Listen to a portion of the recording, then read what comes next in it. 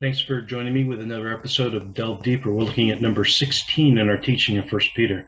There are some situations that no matter what you do, the suffering just doesn't stop. You've defined the problem, you've taken a personal inventory, you've devised a plan, you're playing well the cards that you've been dealt, but there's still no relief, there's no deliverance, there's no miracle. The situation looks like it's going to be ongoing with no end in sight, and you're thinking that you are stuck in a terrible situation, which things are just going to get worse.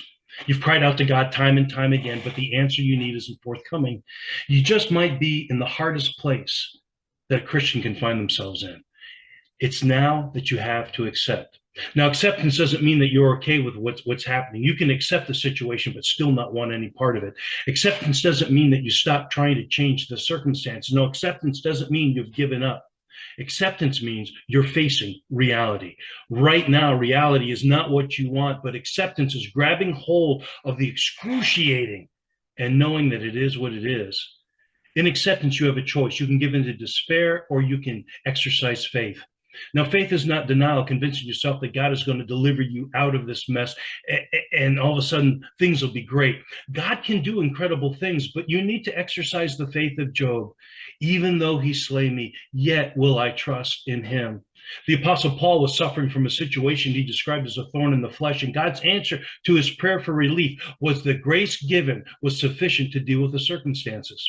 Now, grace is both the desire to be and the power to do, and it's given to all who ask God, and often it is the answer to our prayers. This means you face your overwhelming difficulty.